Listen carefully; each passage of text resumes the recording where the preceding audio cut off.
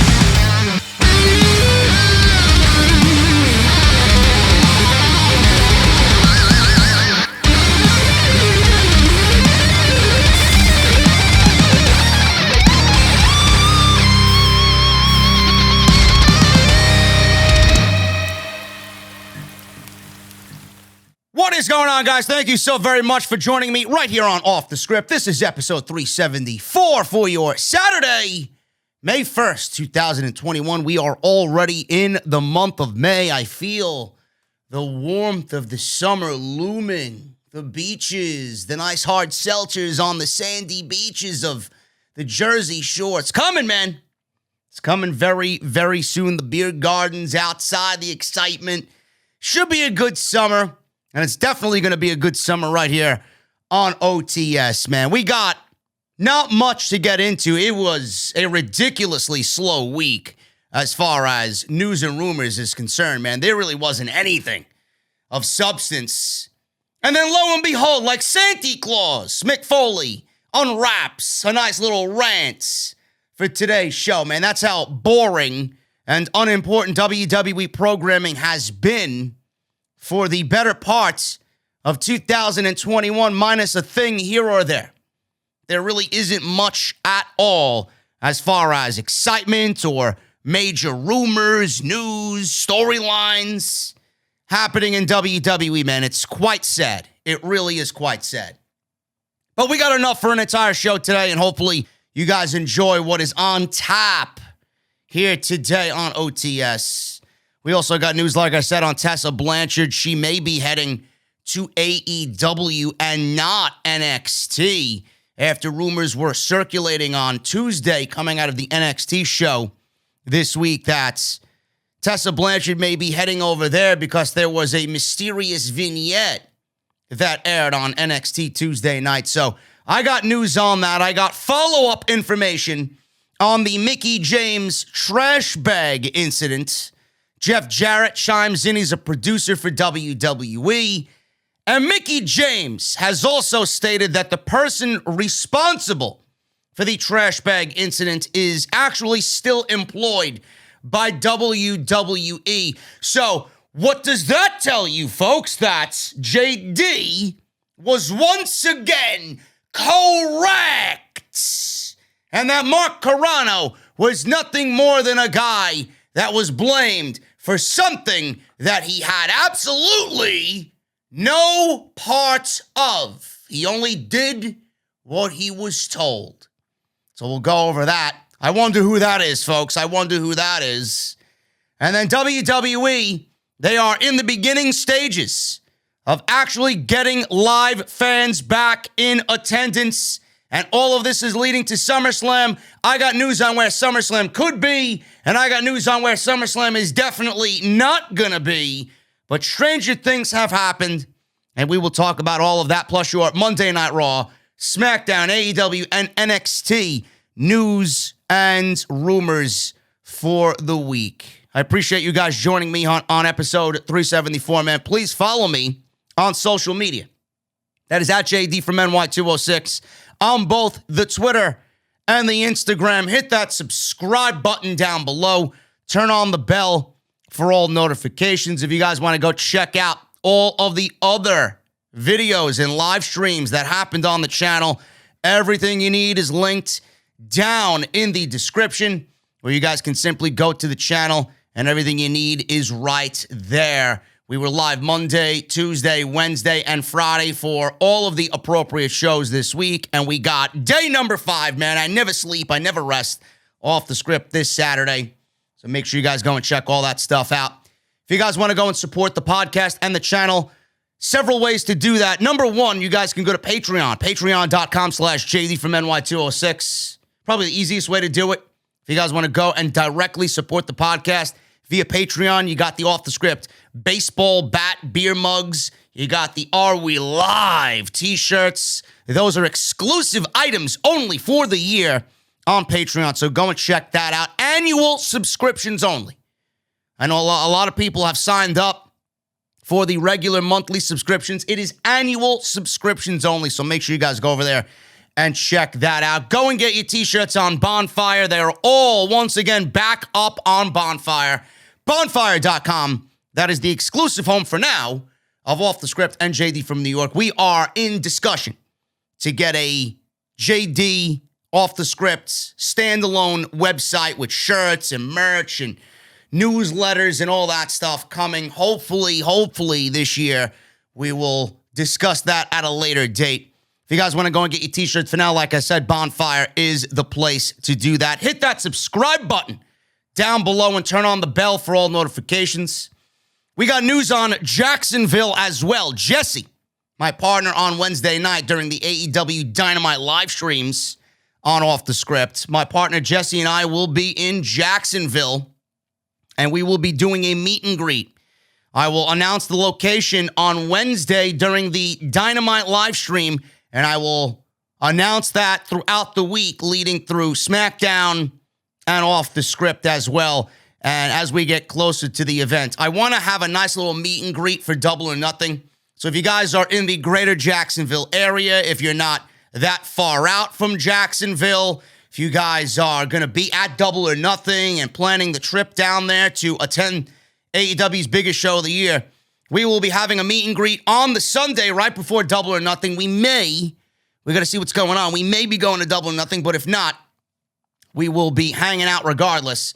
But I will announce that next week. So keep an eye and an ear out for that meet and greet happening in Jacksonville for Double or Nothing weekend with Jesse and I. Maybe we get Thunder Rosa at the place in which the meet and greet is going to happen so she can put a sharpshooter on Jesse and make him tap out in front of everybody, because he certainly deserves it, because he's been very, very bad. He's been very bad. But I'll leave that up to her. So I'll let you guys know on that in the days to come. And as always, today's show is sponsored by Dr. Squatch. Not Dr. Britt Baker, DMD. That's for Jesse to mull over. But Dr. Squatch, drsquatch.com. Use code SCRIPTS at checkout. You guys are going to save 20% off. I mean, I don't know why anybody wants to smell bad, bro. Dr. Squatch is going to take care of that. I don't know why anybody wouldn't want to look good. Dr. Squatch is going to take care of you being a smelly wrestling mark. drsquatch.com. Use code SCRIPT at checkout. You're going to save 20% off. It's a lot of money, man. It's a lot of money. A lot of the OTS family has signed up for Dr. Squatch. Don't be left out of this great deal. drsquatch.com. Use code SCRIPT at checkout. Gonna start at the top, man. We got some lingering news and rumors to play off of last week. Jeff Jarrett, that's Jeff-Jarrett.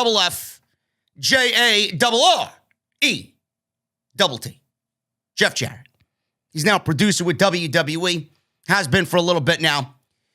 Jeff Jarrett was interviewed on the Mickie James trash bag incident and the Mark Carrano firing.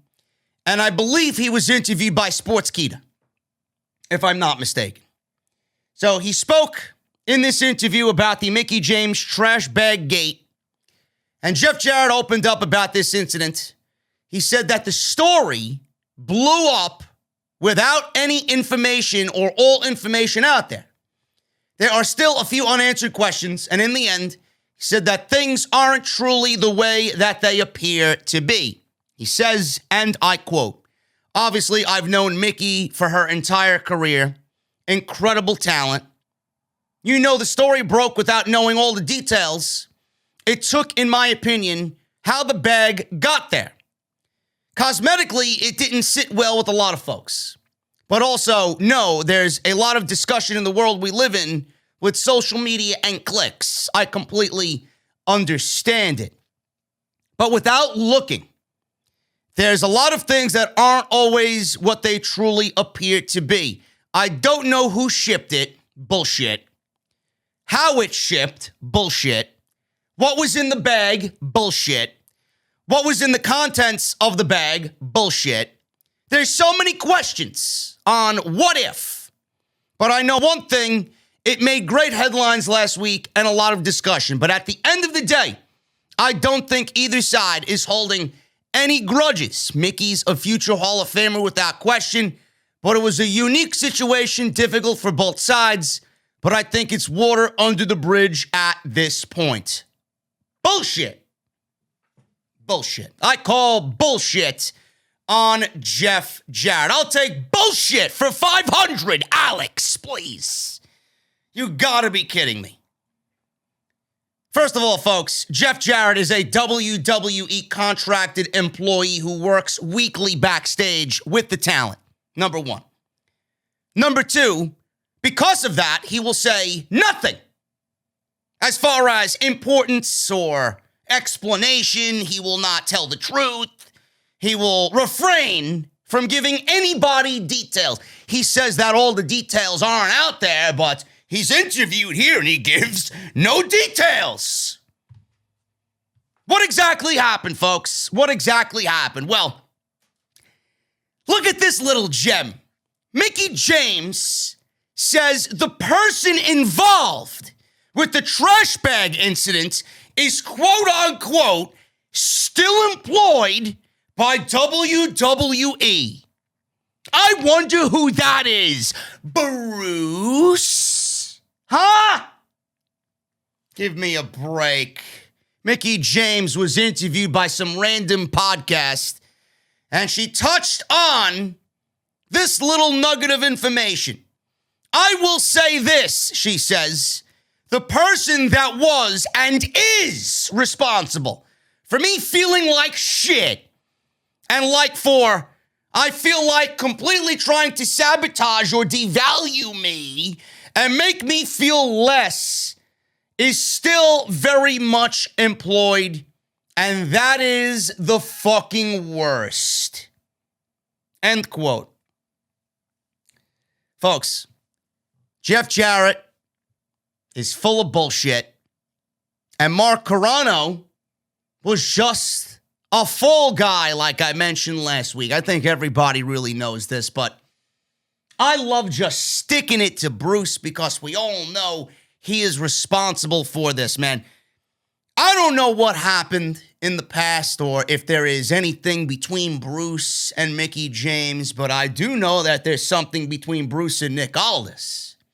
And Bruce being a WWE employee and holding so much power, just as much power as Vince McMahon. If you really want the top three backstage, every week backstage in WWE, it's Vince, it's Kevin Dunn, and then it's Bruce Prichard. Bruce Prichard is of the ultimate power in WWE backstage. When Vince McMahon is not there, he is Vince McMahon. There is a reason why these shows are being run the way that they are. There's a reason why these shows fucking blow every single week, and that is because Bruce is overseeing both Raw and SmackDown. And I've said it time and time again, SmackDown wouldn't really be all that good if Roman Reigns wasn't on the show. Roman Reigns is the sole reason why anybody is watching SmackDown nowadays. But the fact that Jeff Jarrett revealed nothing as far as new information, and the fact that Mickie James just said and ousted everybody, the person responsible for this situation is still employed by WWE, but Mark Carrano got fired for it. So that means to me that Mark Carrano wasn't really the guy that did it. Who was it, folks? I love being right. When I know somebody's a prick, and I know somebody is guilty of doing something, or the culprit for why something is happening, or why something isn't happening.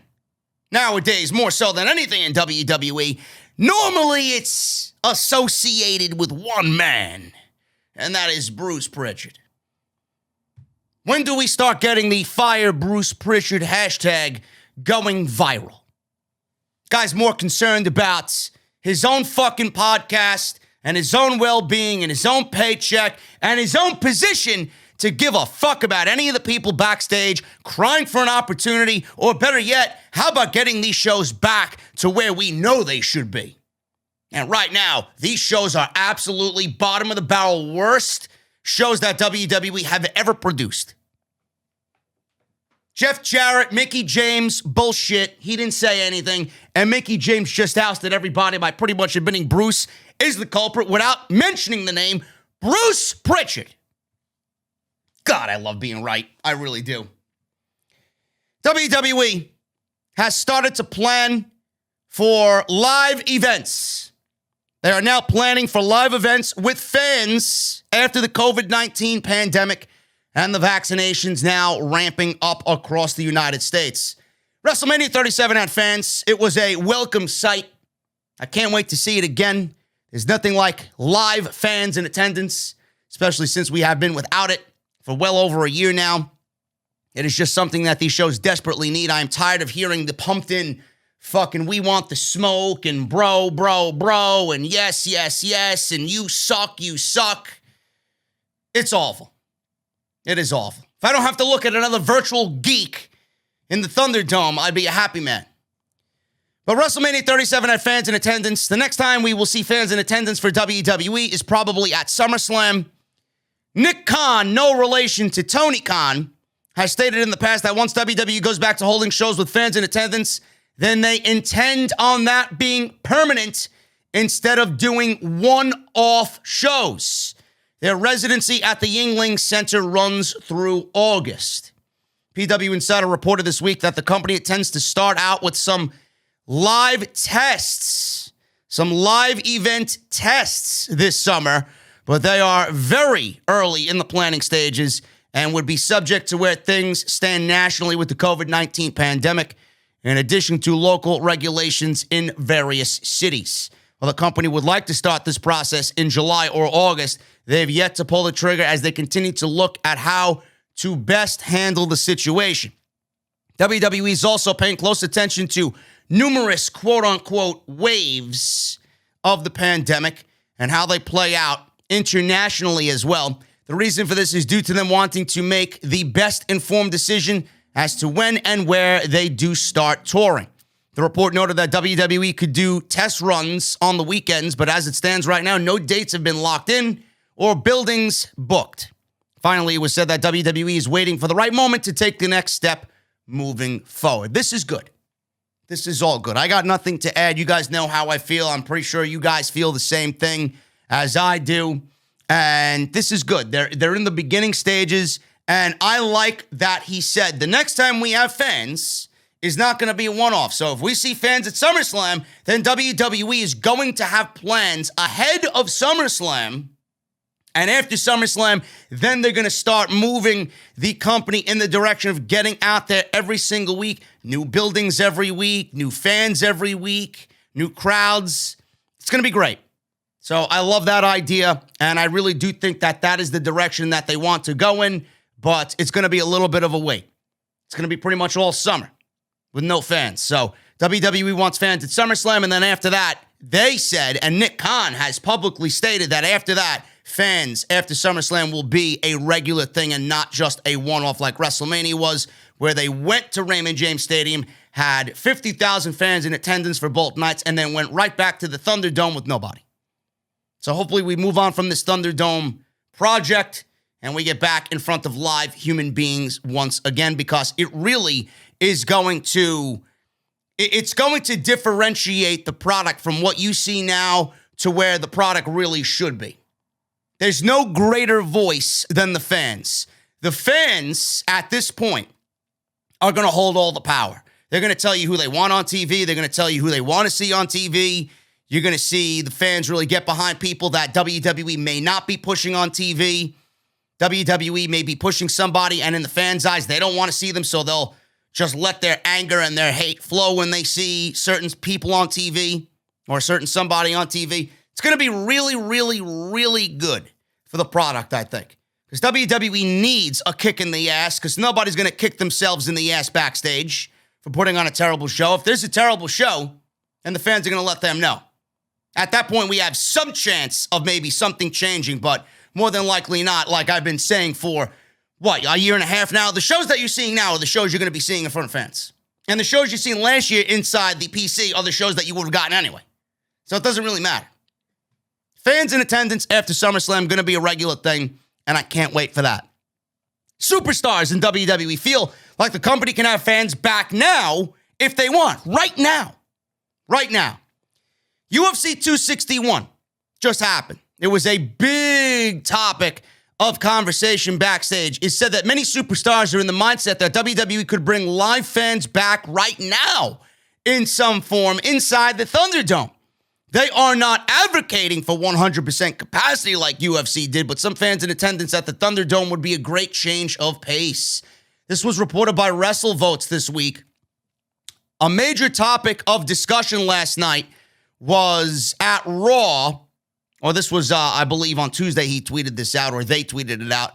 Major topic of conversation last night backstage at Raw was the packed house over the weekend for UFC 261. While not many superstars are advocating for 100% capacity, nearly everyone feels as though live crowds could return in some form at this time. End quote. So the fans in the Thunderdome, people in the company, some people on the roster, they feel like it could happen, but it can't happen. Because WWE signed a contract with the Yingling Center, and they are prohibited from having fans in attendance due to the contract that they signed to rent out the building until that lease is up after SummerSlam. So fans in attendance, yeah, the roster may want them back, but it's only hearsay for now. That's how ready the roster is to have fans back. They know. And I honestly feel like everybody's in-ring aspect as well is going to go through the roof, because it's much different, obviously, to wrestle in front of virtual geeks than it is to wrestle in front of live fans. WWE is feeding you what they want. The unpredictability and the real energy of the live fans is unmatched. Everybody on the roster knows that. They want it back now. They can't wait. Their palms are itchy, which is a good thing. It means they miss us. They don't really loathe us like some people do in the back. Rollins. You know he hates us. You know he hates us. Stay off social media, bro. Nobody will hate you. Boston, Massachusetts. That's a New York accent. So I can't do the Boston accent. Bar. You want to go to the bar? Boston, maybe out of the running for hosting SummerSlam. SummerSlam is likely to have fans once again. More than likely. I think it's pretty confident to say there'll be fans. No date's been announced for SummerSlam, but obviously SummerSlam is traditionally held in August. The company is eyeing a couple of big cities, including Phoenix and somewhere in Texas. Last year's SummerSlam location in Boston, Massachusetts, was hoping for a do-over from last year. They didn't get SummerSlam due to the pandemic, but the event was scheduled. SummerSlam 2020 was scheduled to take place at the TD Garden in Boston, Massachusetts. Fans in that area were very hopeful when Governor Charlie Baker announced new reopening guidelines for August 1st that would make SummerSlam 2021 in the city of Boston a possibility. On August 1st, masks will no longer be needed outside. Okay. And sporting events can return to full capacity. That gave a lot of hope for Boston fans that might be in the running for SummerSlam once again. Then those hopes were dashed by Boston Mayor Kim Janey. Apparently, according to the Boston Globe, the mayor of Boston has announced that her city will have to wait 3 additional weeks before fully reopening to their new policy. That puts Boston's date for return to normalcy on August 23rd. Now, there's no official date for SummerSlam yet, but August 23rd is the second to last Monday of the month. If Boston was to get the event, then August 29th would be the only date left in the month for WWE to book SummerSlam in Boston. We'll have to see what happens, but Boston might have to wait a little bit before they get another large-scale WWE pay-per-view. According to WrestleVotes, WWE has a very exciting idea regardless for SummerSlam, but it's far too early to let the cat out of the bag just yet. Odds are that fans will hear something by June. They say on Twitter, and I quote, hearing a hot SummerSlam location rumor that would excite a ton of people. But I am not at liberty to disclose this information yet simply because those discussions are still in flux. However, considering many cities are starting to lift restrictions, I wouldn't expect any announcements prior to June coming from WWE.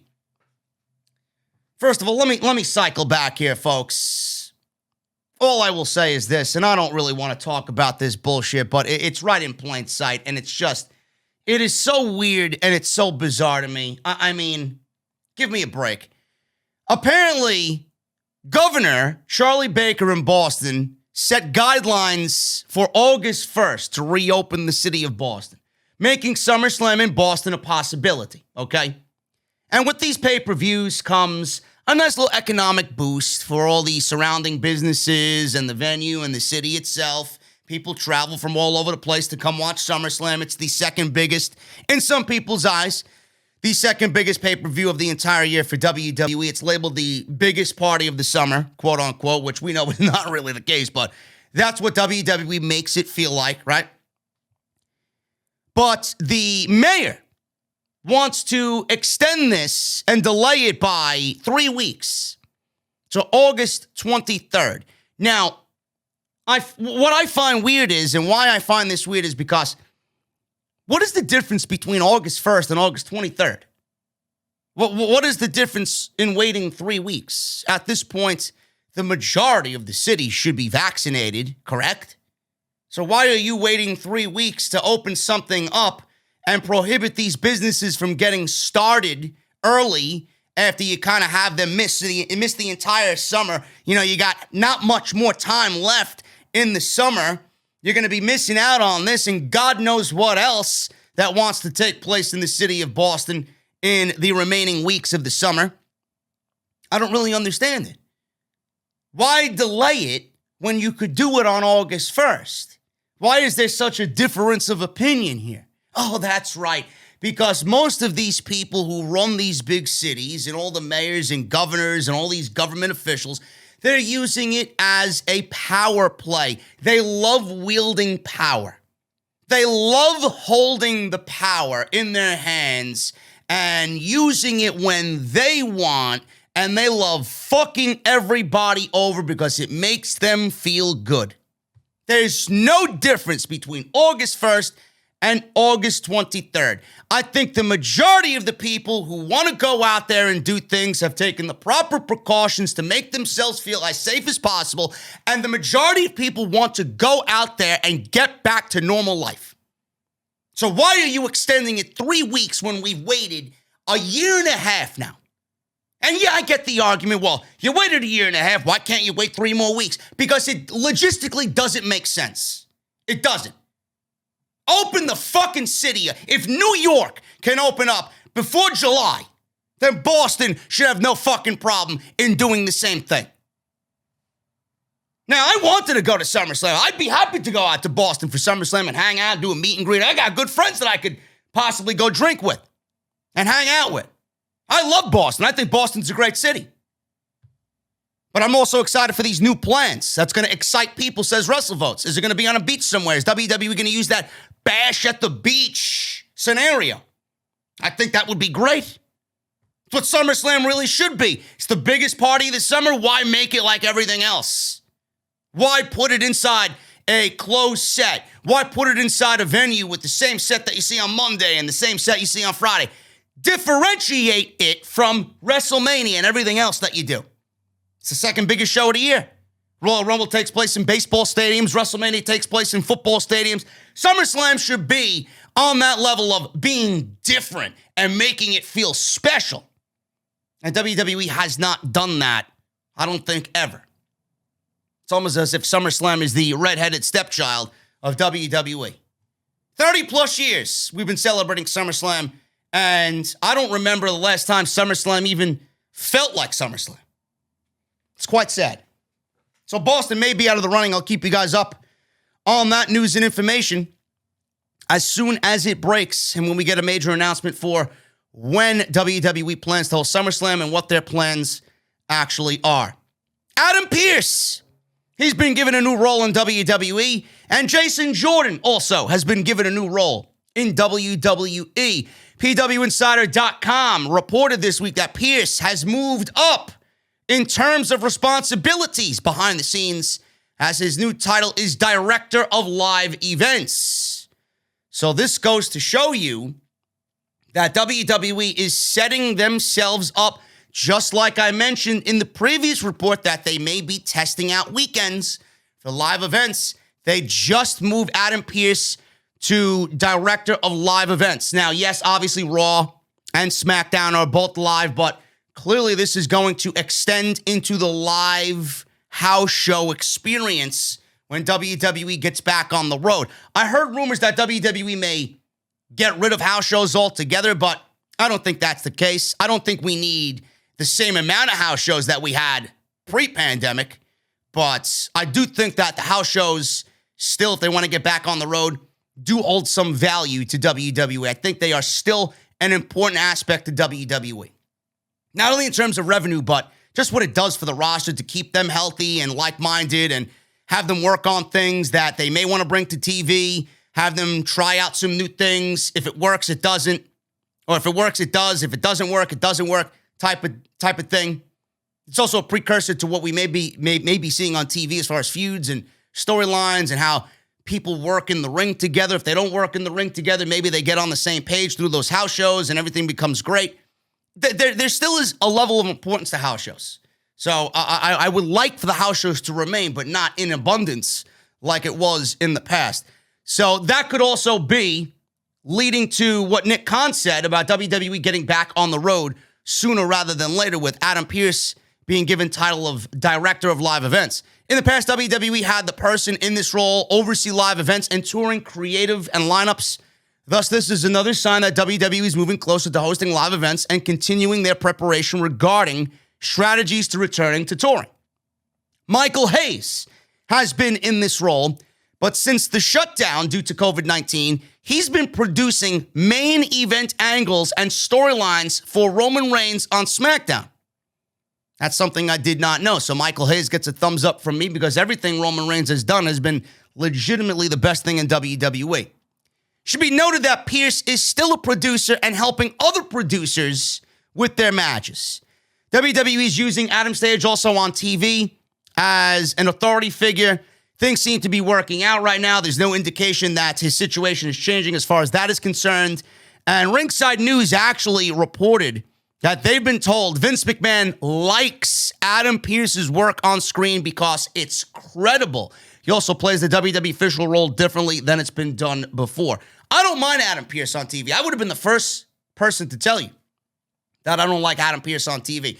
Normally, with somebody in Adam Pearce's role, which, let's be honest, he is the GM of SmackDown. They just don't label it that. And the GM of Raw, they just don't label it that. I would have been the first to tell you that I don't like Adam Pearce in the role that he's on, because normally when somebody is in that role on WWE TV, Creative and Vince, they book the entire show revolving around the GM.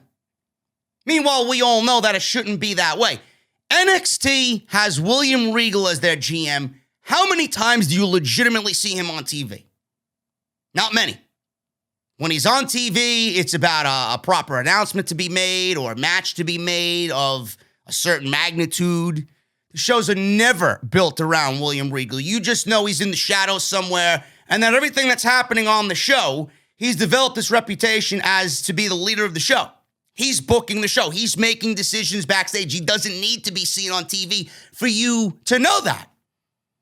And I'm not saying that Adam Pearce has been booked that same way, because he's not, but he hasn't also been a focus, a number one priority over the talent on Raw and SmackDown. I like the way that they've booked him. He does have good TV presence. He does get his point across very well, and it is credible. And I do agree with Vince McMahon that Adam Pearce and his role has been really, really good. I do not mind him on TV. There was an issue where he was on TV with the Roman Reigns storyline, and they may have been in thought process to give him that match with Roman Reigns at the Royal Rumble.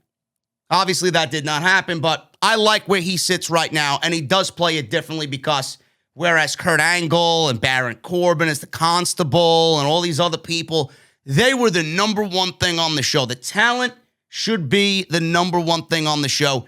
Everybody in this role should take a back seat, and you should know, if you're good enough for your job, people should know that they are in charge of booking the show without actually having to be seen on television. Jason Jordan also got a new role in WWE. PW Insider also reported about Jason Jordan with the new role he's been given. Mark Carrano is now gone. He was fired for something that he didn't do, something that he was told to do, and he took the fall for it.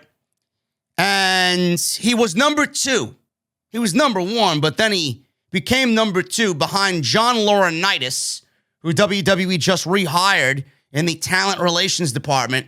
Referee John Cone, who'd been working in the department as well, in addition to his referee gig, is now in that spot, and the right-hand man of John Laurinaitis. So Mark Carrano being gone, John Cone is now working second in command to John Laurinaitis. At least 1 or 2 others have been added to that department. Once Laurinaitis was moved to that department, there were changes made to the ranks of producers. It was said that Jason Jordan had been given a new role and larger responsibilities as he took over Laurinaitis' former role as lead producer. This means he is overseeing all other producers at events. These producers help wrestlers put their matches together. So Jason Jordan got a nice little promotion here, man. He's now overseeing all of the other producers in WWE. I would prefer to him, or for him, to get back in the ring. To be quite honest with you, I thought he was an amazing in-ring talent. I thought he had his career cut too short. We may be seeing Jason Jordan in the ring when all is said and done again, you know? But right now he's working as a producer. And as far as Jason Jordan goes, you know, that has to weigh decently on him as well as far as the job he's doing. Because if they're making him the overseer of all the other producers, then he may be very good at his job. You're not going to make somebody the overseer of all the other producers in the company if you are not really that good at your job. So I don't know where the wrestlers stand. Maybe they're a little bit more comfortable with working with him because he's been in the ring and he knows what to do. But he's been in this role for long enough as being as a producer, so he knows now more than he did then. But he's also an in-ring talent as well and has been an in-ring talent, so he knows more than some of these guys who may not have been in the ring, you know, who just watch. Jason Jordan physically did. So good for him. Good for him. He got a nice little promotion out of that. Adam Pearce and Jason Jordan both got new roles in WWE. I wonder if that comes with a little bit more of the green as well on the back end for them getting promoted. Mick Foley. Good old Mick. What a fucking clown. Mick Foley foolishly panders to Vince McMahon, and he says an all-women's show needs to happen in WWE before AEW beats him to the punch. God, this guy's fucking clueless, man. He also cried on social media about WWE not ruining Rhea Ripley. Sorry to tell you, Mick, we're already on that boat and it's sailing towards disaster. So good on you crying about WWE not fucking up Rhea Ripley. It's already in the process, bro. It's already in the process. WWE had this in the back of their minds even when she was in NXT. So, Mick Foley goes on social media and says this and tweets Vince McMahon that an all-women's brand in WWE needs to happen unless you want WWE to be beaten by AEW and they beat WWE to the punch. What a dummy. What an absolute dummy. Fans responded and they were split over this tweet. I know podcasters in the community tweeted their dissatisfaction with it because, let's be frank, folks, it's fucking ridiculous. It really is ridiculous. Foley has not responded to anybody but a few people that he's cool with on this situation. But an all-women's brand does not need to happen in WWE. It does not need to happen in AEW either. I don't really get the pandering here. You know, I've been a huge advocate for women's wrestling. I love what Triple H is doing in NXT. Everybody gets an opportunity. Everybody. Now, I don't think NXT should have created women's tag team championships. I just think that's going a little bit overboard. I think that's doing a little bit too much to push an agenda when you don't really need to do much because you let the talent speak for itself and you let the in-ring work speak for itself. And you let the creative that you do for the division speak for itself. People know it's the biggest and best women's division in the world. You don't need to add tag team championships to something that doesn't need them.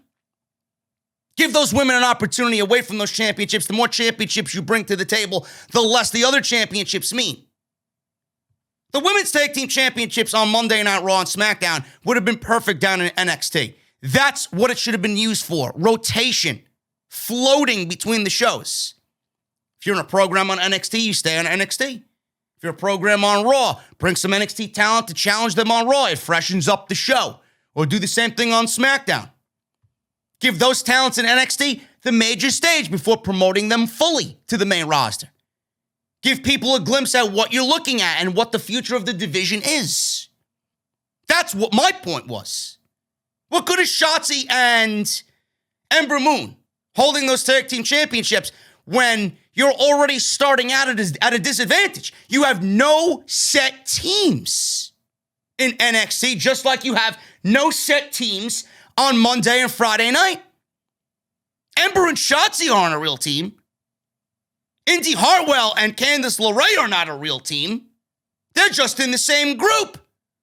Candice is married to Johnny. You enlisted Indy. That doesn't make you a team because you're in the stable. What happens when Indy Hartwell leaves the stable and goes and joins Dexter Lumis?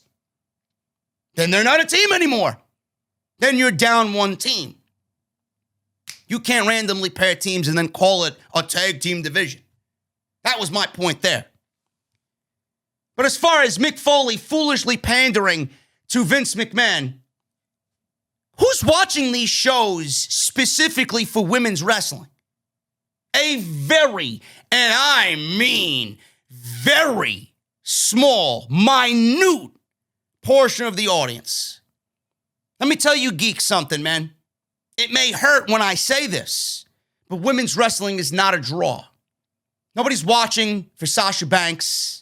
Nobody's watching for Asuka. Nobody's watching for Bayley. Nobody's watching for Becky. Nobody's watching for Bianca Belair. Nobody's watching for Rhea Ripley. Nobody's watching for women's wrestling.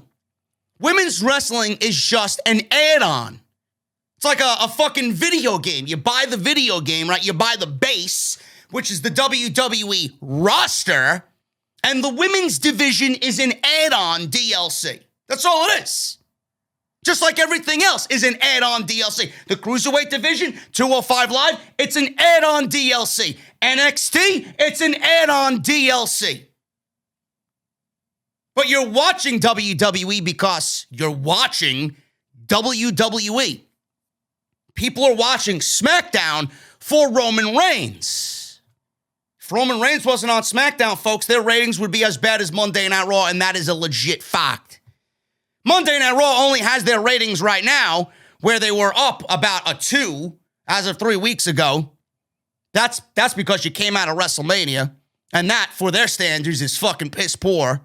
But the reason why Monday Night Raw remains consistent from a 1-6, a 1-7 to a 1-9, those people are watching Raw like us out of habit. Those people are watching Raw because in some weird, sick, and twisted way, they want Raw or think Raw is going to get better. They want to be a part of the change when it finally happens. But we all know deep down that it's not going to happen. It's only going to happen when Vince and Bruce are removed. Nobody's watching WWE programming for women's wrestling. The only one that ever made a difference, and I'm not taking anything away from Sasha or Bayley because they held that company on their back, and their ratings were the highest rated segments in the middle of the pandemic. But that goes to show you what good storyline also does as well. People knew going in that Sasha and Bayley were inevitably going to feud, and that Sasha and Bayley had history. When all of that came to an end, what happened? The interest in women's wrestling kind of went downhill. Not many people have what Sasha and Bayley has, so that, in my eyes, was the majority of the reason why people were invested, because we are invested in their history. No matter how good they are, we're invested in their history. It's been told over and over and over again, and they're the two best at their craft, bar none. You can't say that about Charlotte. Can't say that about Charlotte Flair. She brings down the ratings in every segment she's in. Can't say that about the other women. They don't generate that type of interest. The only other woman in the last 3 years that has generated any interest isn't even a part of the women's evolution. She was brought in to enhance it and give it legitimacy, and that was Ronda Rousey. Ronda Rousey isn't even with the WWE. Ronda Rousey's 4 months pregnant. She's due to have a kid with her husband. So she may not be back until next year's WrestleMania, and I don't know if her contract, which was supposed to expire this WrestleMania, got extended. We don't know. But Ronda Rousey brought attention.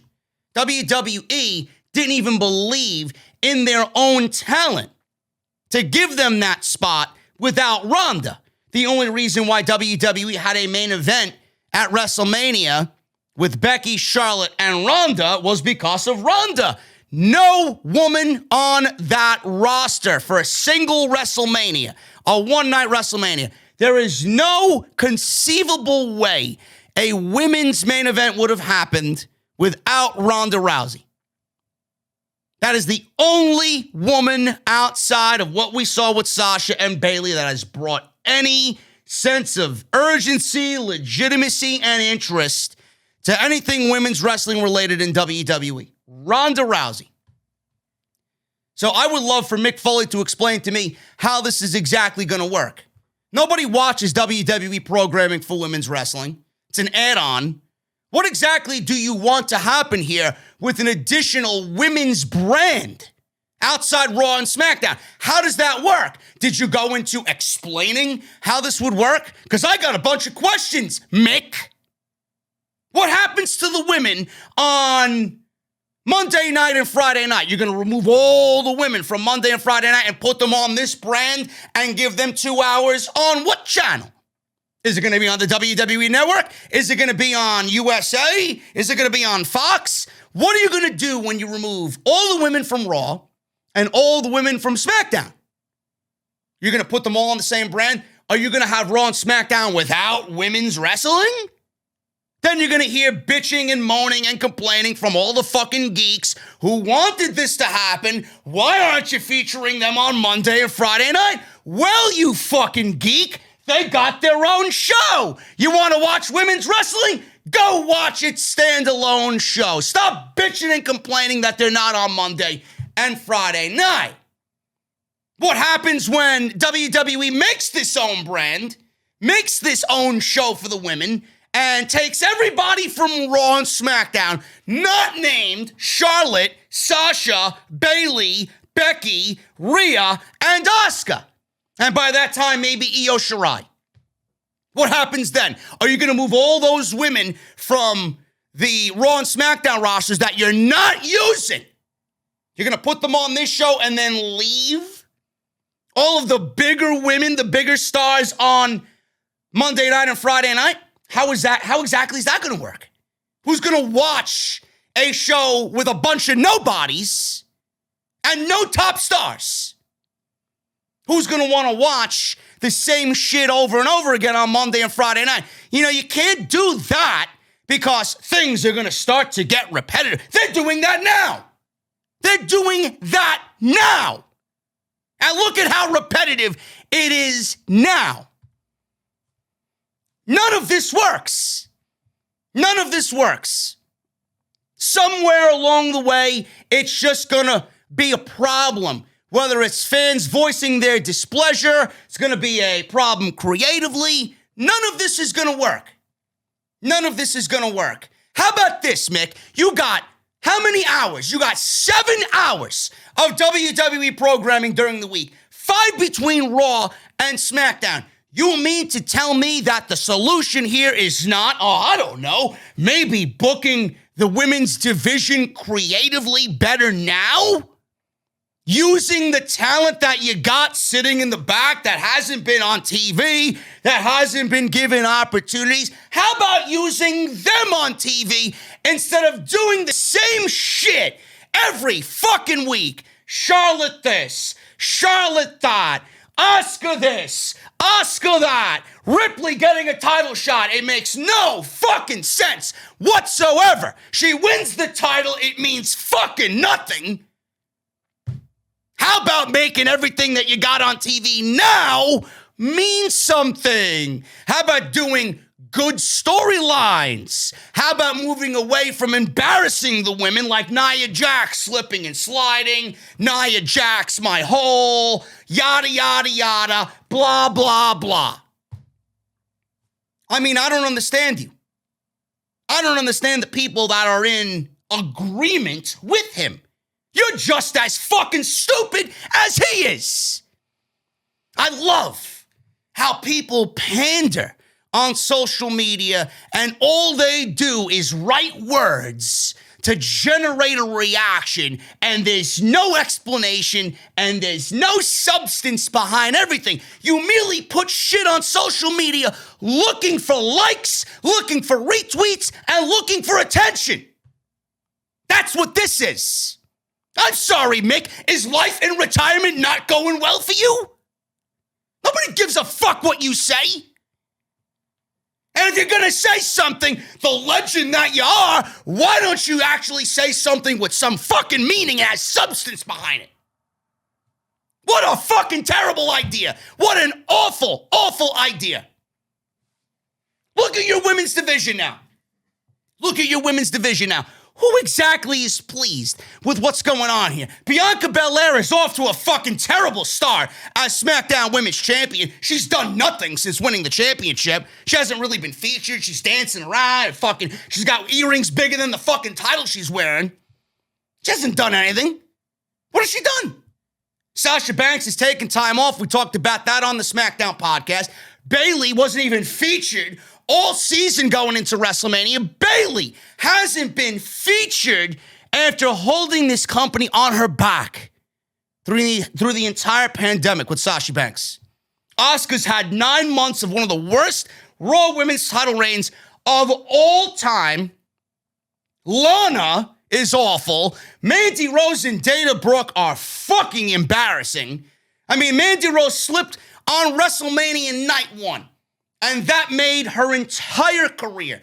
What does that say about Mandy Rose?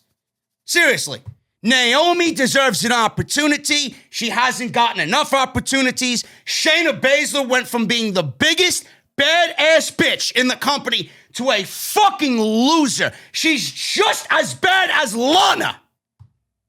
Nia Jax remains on TV in multiple segments. Your women's championship match at WrestleMania, for the most of it, was built around a male in Reginald and built around Nia Jax and Shayna Baszler, who have zero credibility, leaving 2 weeks for Sasha Banks and Bianca Belair. Rhea Ripley gets a fucking title shot at WrestleMania, showing up on Raw 1 week before Mania, pointing at a sign, match is made, wins the title, it means fucking nothing. Meanwhile, you could have debuted this woman right after the Royal Rumble. Charlotte Flair goes for elective surgery here, elective surgery there. You expect me to care? She's back, and now she's the number one contender for the Women's Championship already. Gee, I wonder what's gonna happen. Another 15 fucking titles. This division is fucking terrible. Absolutely fucking terrible. And the writers don't help. Maybe you should fucking take that energy on social media and start pointing the finger of blame at Vince McMahon and Bruce Prichard. Bruce Prichard sent Mickie James packing, and he sent her a trash bag. That's what they think of women's wrestling. Not just Mickie James. Bruce Prichard sent Mickie James a trash bag with her shit after all the years of service that she gave to this company. That's what they think of women's wrestling. If they weren't pushing a fucking agenda and the world wasn't the way it is today, you wouldn't see these women on TV. And if you did, they'd be in the ring for 30 seconds. Seriously. Stop pandering. WWE had Sasha Banks and Bianca Belair main event WrestleMania. What more do you want? The women have had 2 WrestleMania main events in the last 3 years. And I mean closing the show. What more do you want? Your ideas are fucking trash. You don't need another show. You don't need an entire different brand with the WWE logo on it. We don't need to do an Evolution fucking pay-per-view again. None of this is needed. It sucked the first time. It's gonna fucking suck more this time. You've built this division up with Ronda Rousey in mind to kill it after she left. And Becky's not going to save it. I can't wait for the fucking geeks on social media to fucking start crying that Becky's back to save the division. For what, 1 week? You get your likes, you get your fucking YouTube clicks, you get your Instagram likes and all this shit. What happens after that? WWE's going to book Becky the same way that they did when she gave the fucking championship up. What did they do when Becky won the title for Ronda Rousey? Her first fucking opponent was Lacey fucking Evans. She didn't have a real fucking challenge until Sasha Banks at SummerSlam, coming out of WrestleMania. That's how you continue to push the evolution of women's wrestling? Give me a fucking break. Another pay-per-view ain't gonna work. Another show ain't gonna work. Splitting the rosters between Raw and SmackDown, taking them off the show completely, putting them on their own show, keeping the top stars on Raw and SmackDown. It's not gonna work. It's not gonna work. How about this? How about we take the fucking divisions that we got now and have them float between Raw and SmackDown so you create more opportunities in 5 hours for more women? That's the simple solution, not all this other shit, which I've been saying, and I'll pat myself on the back, since 2016. Stop looking for attention on social media. It's fucking disgusting. And if you come with something like this and tweet the CEO of the company with an idea like this, why don't you have a plan in place so that they may take it under advisement? What a fucking awful idea from a complete blithering idiot in WWE. All right, guys, this is the second half of Off the Script. This is episode 374 for your May 1st, 2021. Just want to make sure you guys are aware today's show is sponsored by Dr. Squatch. DrSquatch.com. Use code SCRIPT at checkout. I recommend the Cold Brew Cleanse. And I also love their Citrus Coast shampoo, man. Unbelievable. Unbelievable. I love it. I use it every day. They got toothpaste. They got deodorant, bars of soap. You guys name it, man. Everything for your hygiene needs. Dr. Squatch has it. That's DrSquatch.com. Use code SCRIPT at checkout. Stop being a smelly wrestling mark, man. At least smell good while doing it. That's what I always say. Moving on with the weekly breakdown of the SmackDown, AEW, Raw, and NXT ratings, man. SmackDown was down on Friday night. Big Universal Championship match for Daniel Bryan and Roman Reigns main eventing the show. I thought SmackDown did a lovely job at building the importance around that match. They did roster interviews and predictions on who they thought was going to win and highlights of Roman and Bryan's career in the ring. They got amazing chemistry. They really do. I expected SmackDown to really boast a good rating on Friday night, and they did not. They were actually down in comparison to the week prior. It might have to do with the NFL draft. It might not have to do with the NFL draft. It wasn't down by much, but it was down from the previous week. The episode drew 1.923 million viewers, which is down from last Friday's SmackDown episode that averaged 2.042. First hour pulled in a 1.875, and the second hour did a 1.971. So obviously, a lot of people, the majority of the people, were watching for Roman and Daniel Bryan. Last week, the show was up 2.042. The show did a 2.046 in hour one and a 2.037 in hour one and two last week. The show averaged a 0.50 rating in the 18 to 49 demographic. That was good for number 2 on the night. And that is the same 0.50 rating in the 18 to 49 demographic the show did a week ago.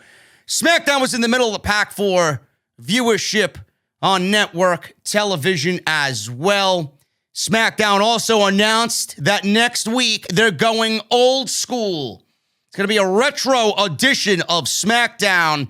Now, I don't know exactly what that means. It's going to be a brand new week of SmackDown. It's going to be new content. It's going to be a new show. It's not going to be a rerun of an old show. It's not going to be a highlight show. But they're throwing it back to the old school for SmackDown. I'm not sure what this means. Nothing has been said as far as information. Not sure if there's going to be old school graphics, the fist. Everybody's first inclination, oh, they're going to bring the fist back, the SmackDown fist. No, they're not. They're not bringing the fucking fist into the Thunderdome. If they do, I'd be shocked. But I think we might see the referees in the old school SmackDown attire. I thought they wore blue, if I'm not mistaken, right? We may get some old school SmackDown graphics. The old SmackDown theme, possibly. Who knows? Who knows? Who knows what's going to happen, but it's going to be a brand new episode of SmackDown with the old school vibe. Just another way to shill the ratings and show Fox, hey, we're trying. It may actually, in fact, be a Fox initiative. Who knows? Maybe they're really upset with the ratings. You got to get these ratings up. Let's do something. How about we throw it back to the old school? Who knows? So it should be interesting next week, to say the least. They already announced Cesaro versus Seth Rollins for next week, which should be good. I mentioned this on the live stream on the podcast on Friday night. I like that you got these big matches to take place on the weekly shows because it's been nice to see some of these feuds on SmackDown have some traction. And I like when WWE, or any promotion for that matter, build these shows with some importance in between pay-per-views. That's what should be done more regularly. I wish there were less pay-per-views and more shows like last night on SmackDown, but, you know, beggars can't be choosers. So I like the fact that they're adding Cesaro and Seth Rollins to next week's SmackDown. Then the rubber match can happen at Backlash. So it should be good. Should be good. But SmackDown last night was a fun show. Roman Reigns defeated Daniel Bryan clean to retain the Universal Championship. Bryan passed out via the guillotine choke. Bryan is now banned from SmackDown. Don't know what that means. It was interesting. On Friday night after the show was over, Johnny Gargano from NXT, the NXT North American champion, tweeted out a picture with him and Daniel Bryan in the ring together on an independent show. It's been too long, or something along the lines that he said in the tweet.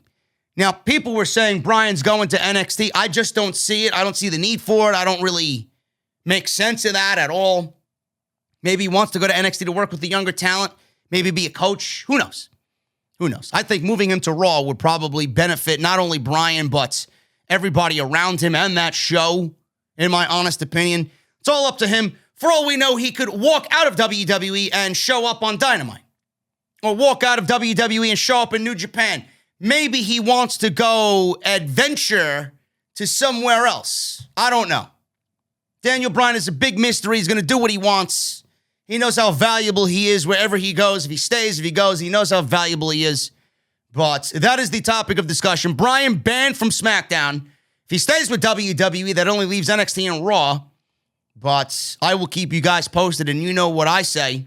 Move him over to Raw, turn Drew McIntyre heel, have Bryan beat McIntyre for the WWE Championship, have Bryan hold it till SummerSlam. After SummerSlam on that Raw, after SummerSlam, call up Adam Cole, baby. And that is the man that takes the title off of Bryan. Adam Cole leads Raw into a new generation. That's what I would do. I don't give a fuck what you would do. That's what I would do. Adam Cole is a main event guy, whether you like it or not. Shut the fuck up. I know you're complaining. JD, he's a vanilla man. Shut the fuck up. Shut the fuck up. Had enough of your fucking mouth, okay? Who else is there? Who would you rather see there, huh? Give me a break.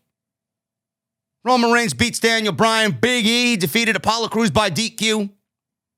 The Nigerian Nail, Commander Aziz, got involved. I don't know why they booked the match anyway, only for it to lead to random tag team matches with no meaning, and then we get a rubber match, a Backlash. Oh, that's right, WrestleMania Backlash. Good job, Bruce. Good job. Tamina and Natalya. Do I have the cue up? Let me see. Do I have it here? Tamina and Natalya defeated Nia Jax and Shayna Baszler. If you think I took notes on this and I watched any of the action during this match, you are sadly mistaken. Street Profits and Bianca Belair defeated Dolph Ziggler, Bobby Roode, and Bayley. Ziggler and Roode, by the way, are tag team champions. Roode was pinned, which I'm assuming this is going to give the Street Profits another shot at the tag team titles because they pinned the tag team champions in a random 6-person tag. Good job, Bruce, man. I never seen that one done before. Production note on Roman Reigns. Roman Reigns, by the way, got new theme music. I think it's great. Normally, I'd shit on it because all the music coming out of the studio of Def Rebel has been awful for the most part. But Roman Reigns got new theme music. And Reigns spoke about this new music in the past and promised it was on the way. Why would the tribal chief lie? Why would he lie to us? He says it's coming. It's coming. And it did come, and it was delivered on Friday night. Music takes a bit more time to put together, and fans finally heard what they were working on Friday Night SmackDown. According to Fightful Select, WWE started on Reigns' new music shortly after his return at SummerSlam. They worked on the theme song for at least 6 months. WWE's been trying hard to get rid of any Jim Johnston and CFO money tracks. This is why so many superstars receive new music now. But WWE is still using CFO money tracks. Matt Riddle is a CFO money track. Bianca Belair is a CFO money track. Shayna Baszler is a CFO money track. Finn Balor is a CFO money track. I don't get it. I'm assuming Karrion Kross is a CFO money track as well. I don't know why everybody's under this impression that WWE is trying to get rid of CFO money and that the reason why they had to change music is because they didn't own the rights to CFO. Give me a break. You're not changing Bianca Belair's theme music. You're not changing Matt Riddle's theme music. You're not changing Karrion Kross or Finn Balor's theme music. So what is it? Somebody's bullshitting. WWE just likes to change because they feel like they need to change. In reality, they don't. Superstars have received new music. Most of them have been terrible. No identity, no soul. Nothing about it sticks. If it doesn't stick with the fans, I don't know. You got something that's a dud. It's unknown if Roman Reigns' new song had to go and get more edits throughout the process, but sometimes a song will get sent back for more work during production. It was also noted by Fightful that Big E's new entrance theme by Wale needed to get sent back for more work along the way. Now, that's just a musician being picky and wanting the best for somebody like Big E. That's fine. But I doubt, how long does a generic entrance theme for a pro wrestler, how much of it do you got to write before it starts looping all over again? Maybe a minute and a half? 60 seconds max? 90 seconds max? All it is a loop over and over again. So I don't know if Roman Reigns' new song had to go back and do edits and production this and production that. Maybe Def Rebel wrote a ton of songs and most of them sucked. And somewhere along the way, out of 12 shitty fucking tracks that they recorded, one stuck out. They worked on it. They got input from Reigns and Heyman. They got input from somebody in WWE, and they worked on that one track.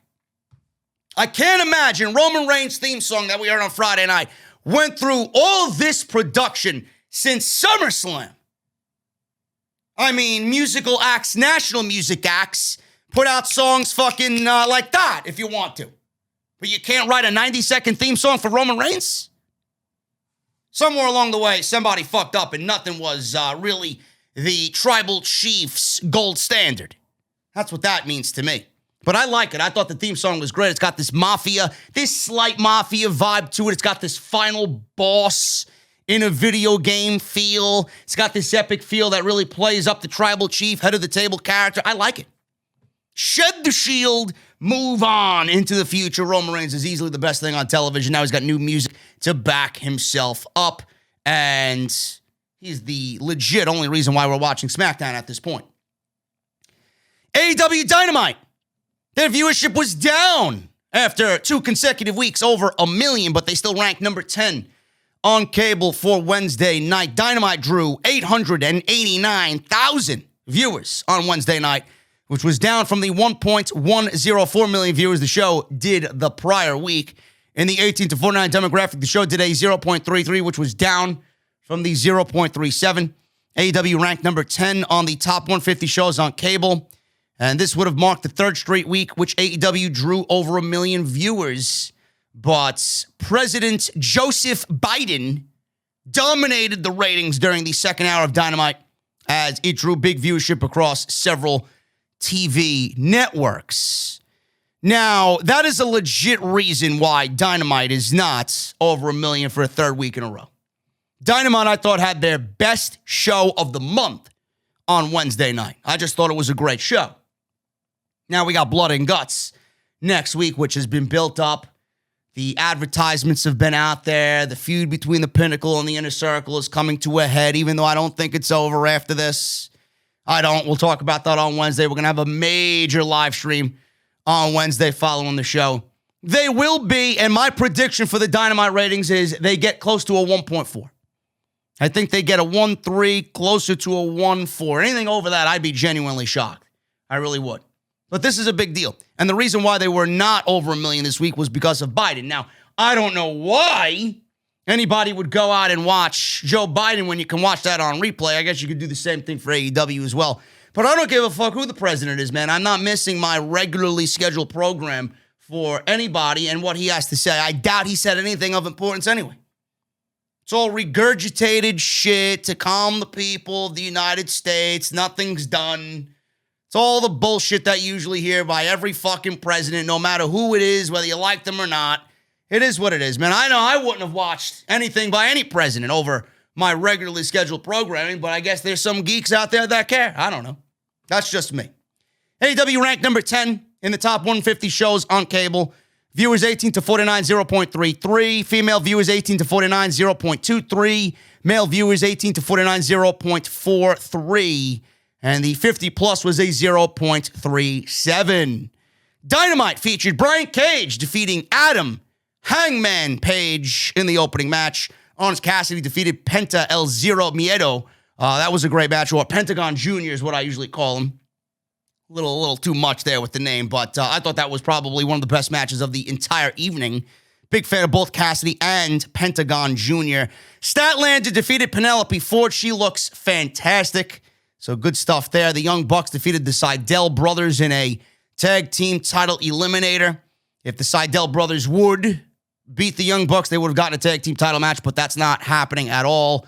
QT Marshall, Nick Comoroto, and Aaron Solo defeated Dustin Rhodes, Billy Gunn, and Lee Johnson. Jesse, stop hating on Lee Johnson, bro. Seriously. I know you said he was trash. I'm going to find the clip. Darby Allin defeated number 10 of the Dark Order. Number 10 looked impressive.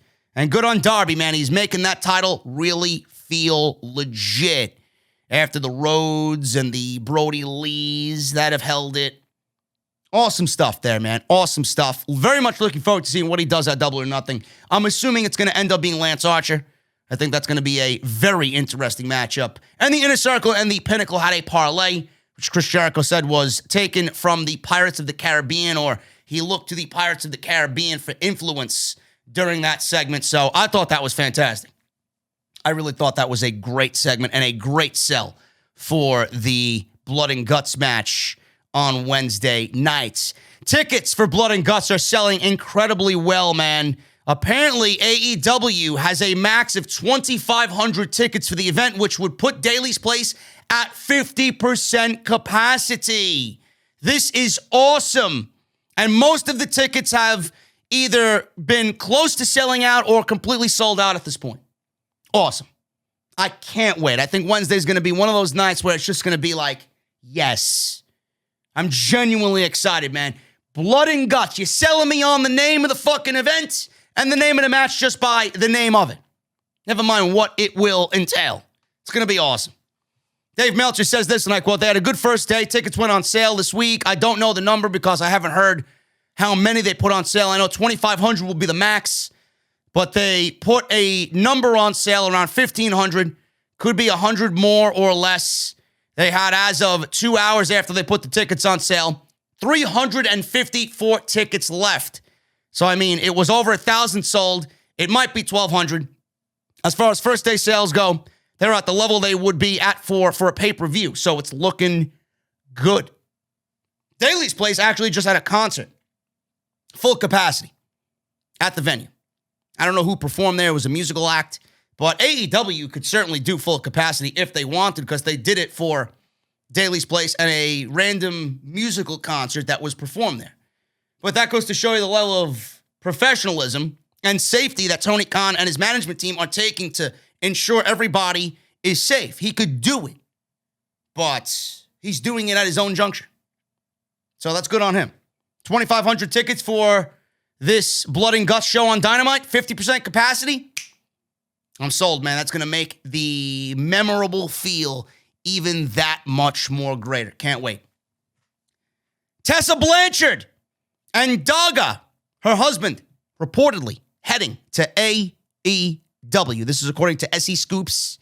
A source says it's all but a formality that they'll sign, and discussions have been ongoing between both parties and AEW, Tessa and Daga, and AEW for well over a month. Many believe AEW would stay away from Tessa Blanchard, given some controversies in her past, but if this report is to be believed, it could be much of the opposite. The site reports that AEW officials have discussed the idea of acknowledging Tessa Blanchard's prior issues on television and presenting her with a redemption storyline of sorts. Daga recently vacated the AAA Latin American Championship, and the Wrestling Observer reported he's close to signing with a U.S. promotion. Now, there was talks of Tessa joining NXT, and I think that got really sparked by NXT having this mysterious vignette on their show Tuesday night with the graphic of Diamond Mine, M-I-N-E. I don't know what that means. Everybody associated it with a diamond, and Tessa's main logo in her graphics and her name and her entrance and all this was pretty much highlighted by a diamond. And everybody's like, oh, Tessa's going to NXT, which I wouldn't have been surprised of anyway, because I was under the assumption that Tony Khan was going to stay away from Tessa Blanchard because of all the controversies, and they have more social media presence than a lot of other people. They do a lot of business on social media, and they don't really want to, after doing everything right up until this point, bring in somebody with this negative aura about her that may turn people off. Tony Khan is in sync with what's going on. He's young enough to know what people want to see, who people want to see, what to stay away from, and what controversies he doesn't need to touch. He knows what to do. Does Tessa Blanchard deserve a second chance? Yes. Who the fuck are you to say she doesn't? Should she be reprimanded by the fans because of what she's done? Absolutely. I'm not going to tell you to be a fan of her if she joins a major promotion. Hate her. Hate her all you want. She's going to be back on television sooner rather than later. She's not going to give up the sport of professional wrestling because a group of fans don't want to see her because of what she did in her past. It's going to happen. You're going to have to live with it. If we got Hulk Hogan on WrestleMania for 2 nights, who got booed out of the building, people still don't like Hulk Hogan because many think that his apologies were insincere and bullshit, which makes me think, have we even heard an apology from Tessa Blanchard? I don't think so. But WWE may be, or not WWE, but AEW may be saving it for storyline purposes. And they want to bring the real life into whatever she does on TV, which, you know, I don't know how the fans would interpret that. I think they want to hear from Tessa herself. You know, if it's in storyline, it may come off a little bit disingenuous. Oh, they're only doing it for storyline purposes. Does she really mean it? There's a gray area there. But if AEW and management is in discussions with Daga and Tessa Blanchard right now for them to join the company, and they're already contemplating storylines and bringing their real-life issues to storyline, something along the lines must have been done as far as Tony Khan and the rest of that locker room. Cody Rhodes and the rest of that locker room. Maybe management has already spoken to the women's locker room and said, we're going to bring in Tessa. And before we even have discussions with her, are you all okay with working with her, potentially helping her get over, putting her over in some instances? Are you all willing to take a step back, reassess the situation, forgive her, and welcome her into this locker room and start new? If the majority of those people said yes, all of those people said yes, then I don't see why fans have any fucking say. You can do and say what you please, but if all those women in that locker room have embraced Tessa Blanchard and welcome her and want to give her a second chance, then our opinions don't really matter. We can have an opinion, but it's that locker room's opinions that matter most. And if Tessa apologized to them behind closed doors, it's none of our business if she did or did not. If she did, leave it with those women as long as she has done it. She should apologize to the fans. She should apologize to us because we take this shit seriously. We look at these people as weekly television figures, influences, etc., etc. That's not really a good look. She let a lot of people down with her actions. So yes, she does owe us an apology and does owe us promises to be better and a better person. But does she deserve a second chance? Yeah, she does. And if that locker room says so, that's all that really matters. Tony Khan, I'm sure, has done something for all of this to be as easy and transitional as possible. Daga, I don't know where he would fit in. Not really familiar with his work. I do know he's good, from what I was told, but I don't know where he would fit in. But no matter where they go, you're getting a 2-for-1 deal. You're getting a 2-for-1 deal. WWE NXT on Tuesday. NXT ranked number 11 on the top 150 shows on cable. They drew a 744,000 live viewership number. That is down from 841 in the 18 to 49 demographic. The show did a 0.22. That is up, or down rather, than last week's 0.23. That is down, not up. Can't count anymore, man. I got to get the hell out of here. 18 to 49 viewers, 0.22. Female viewers, 18 to 49, 0.19. Male viewers, 18 to 49, 0.25. And the 50 plus, 0.36. Don't know why they were down. I don't know what happened on Tuesday night, but the show is largely boring.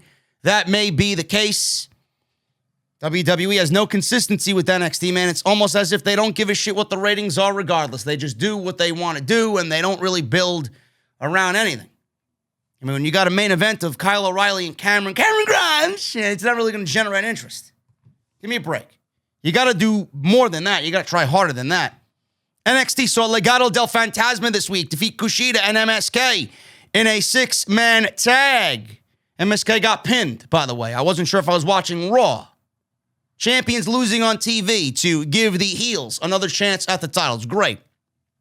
Adam Cole, Bay, returns, and he had an interview with Sports Illustrated about Kyle O'Reilly. Good stuff there. Bronson Reed defeated Austin Theory. He gets a shot at Johnny Gargano in the North American Championship. Shotzi Blackheart and Ember Moon versus Jessie Kamea and Aaliyah. That went to a no contest because of Candice LeRae and Indy Hartwell. And Imperium defeated Killian Dane and Drake Maverick. Largely boring for NXT. No interest in NXT whatsoever. NXT has another show. Their current idea for a second show. New news on this. The idea of an Evolve-like NXT show isn't new. The company already filmed a pilot episode for the new concept. The Wrestling Observer newsletter reported that WWE is currently thinking of their new Evolve show, and it could be a streaming exclusive program. I don't know why the current thinking is that it will be a streaming exclusive. It should be. No ifs, no wills, no buts. It needs to be. Nobody's going to watch the regular NXT show on a week-to-week basis, never mind a second NXT show. Needs to be on the WWE Network at 1 hour. Simple. There's also the idea of creating their own Evolve-like group as a weekly streaming show. But this would allow guys to work on actual television and get more exposure than on Peacock, and also seem like they're changing and modernizing.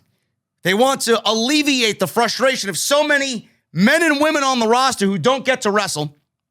WWE realizes that they have some unhappy and bored NXT talent. Now they might get another vehicle to promote those stars.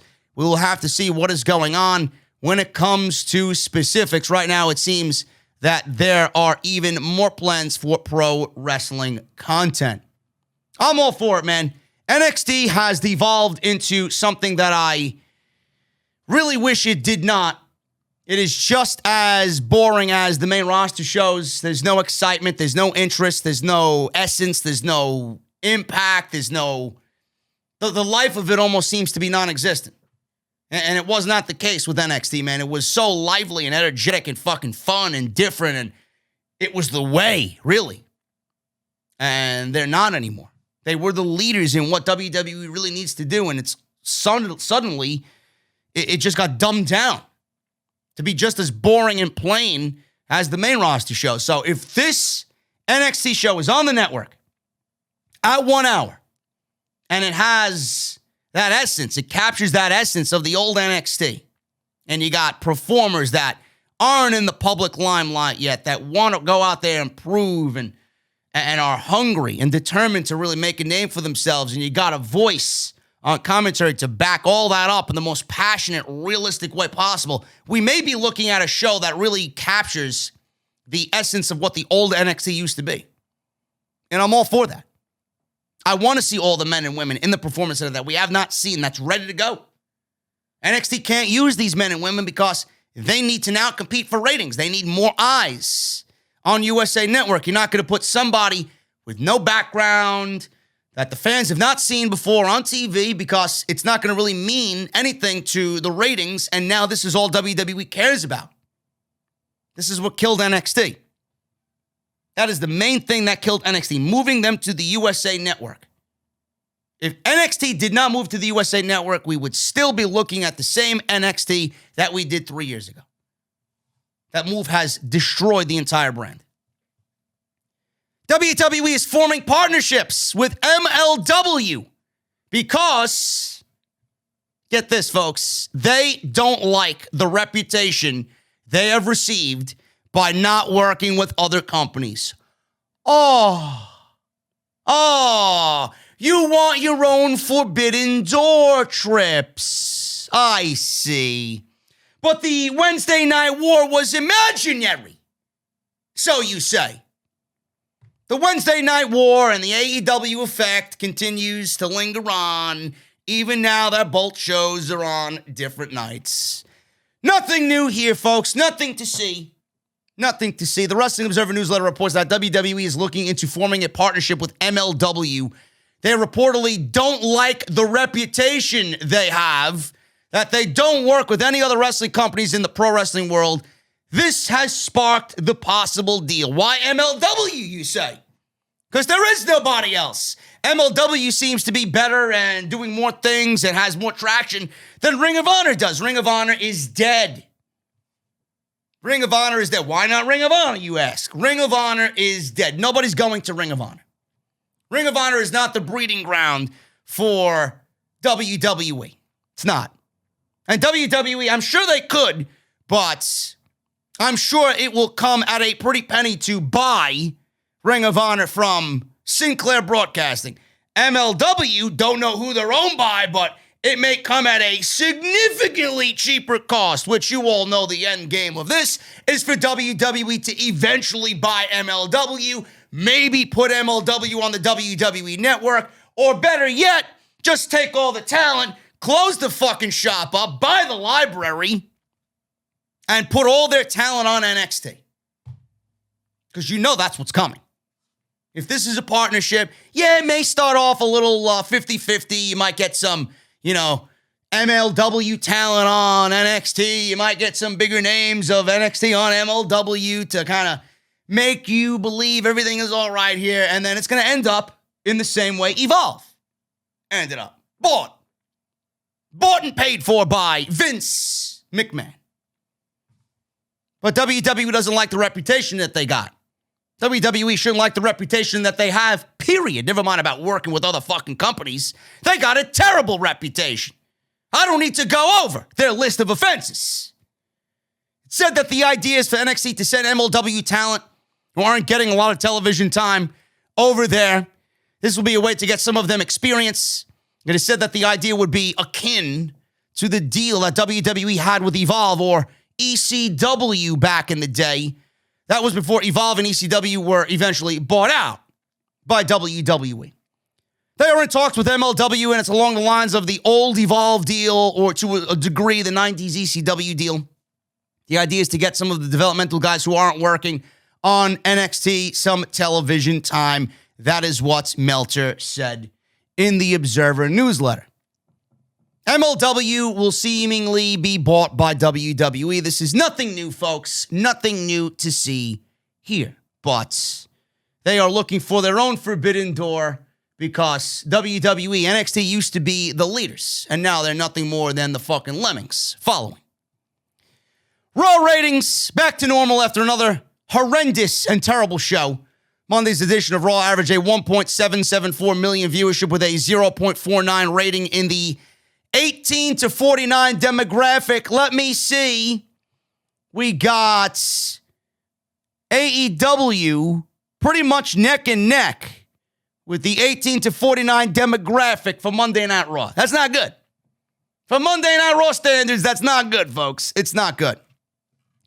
Monday Night Raw, 1.774. This is down from last week's 1.907 and a 0.61 rating in the 18 to 49 demo. The show sucked. And they're right back to where they should be. Surprised the fucking rating isn't lower. Because the show is absolutely dreadful. If there's one thing that comes out of these shows, it's that they're getting worse and worse every fucking week. Nothing on that show is remotely interesting. Nothing. The only thing interesting is me coming on here at 11 o'clock with you guys as my live audience. I love that. I hate that I have to sit through a 3-hour goddamn fucking Raw to get to that point. Raw. Braun Strowman. I'm not sure if I mentioned this on the live stream. Braun Strowman was in 3 matches on Monday night. I don't know who thinks that's a good idea, but when you look at the 1.774 rating, are you surprised? Braun Strowman defeated T-Bar and Mace by DQ in a handicap match because there was T-Bar and Mace not listening to the referee or adhering to the referee's count, and they beat down Braun Strowman, DQ. So then this led to a tag team match with Drew McIntyre and Braun Strowman versus T-Bar and Mace. T-Bar and Mace win via countout because Braun Strowman got upset at Drew McIntyre, which then led to a Braun Strowman-Drew McIntyre match in the main event. Oh, great, man. What a fucking thrilling storyline. Give me a break. Rhea Ripley, Nia Jax, and Shayna Baszler defeated Asuka, Lana, and Naomi. Shayna Baszler in the win column. I thought I was hallucinating when I saw that. Match was terrible. We got Nia Jax slipping and sliding all over the place because Mandy Rose and Dana Brooke came out and threw a bucket of water at Shayna Baszler and Nia Jax slipped. Shit is on. But Mick Foley wants a second show, right? Mick Foley wants another all-women show. Jesus Christ. Damian Priest and the New Day. They threw tomatoes at Miz, Elias, and Jackson Ryker before beating them in a six-man tag. Braun Strowman defeated Drew McIntyre in the main event, and Matt Riddle and Randy Orton defeated Shelton Benjamin and Cedric Alexander. People are already claiming that Rated RK Bro, or not Rated RK Bro, RK Bro, Rated RK. Yeah, let's put Edge into the fucking group as well. Might as well. RK Bro. People already calling for RK Bro to win the tag team championships. I'm not sure what you guys are smoking, but please, put it down. I don't know what good that would do the tag team division. We already have a non-tag team holding the tag team championships. I would like to hold off on having that happen again. Match was awful. Not that match was awful. The show was awful. Matt Riddle and Randy Orton, I could see being one of the more entertaining aspects of the show, but Monday Night Raw, to sit through 3 hours to get one thing of positivity, no thank you. And finally, guys, speaking of AJ Styles, before we get out of here, this is the last thing because that's how bad Raw and WWE has been this week. Not much news. Not much news. AJ Styles has been on the back of a milk carton with Omos as of late. And WWE has not featured them on the show since winning the tag team titles from the New Day at WrestleMania. But according to sources, one or both of the tag team champions on Raw may not have been cleared to compete. So they won the tag team championships from the New Day at WrestleMania. This week on WWE's The Bump, I don't know who watches that shit. God bless your soul if you do. The champions, AJ and Omos, broke their 3-week silence by revealing they've been spending some time in storyline in Nigeria with Omos's family and friends. These two have been partying down in Nigeria, and they're ready to come back, reigning and defending tag team champions on Monday Night Raw.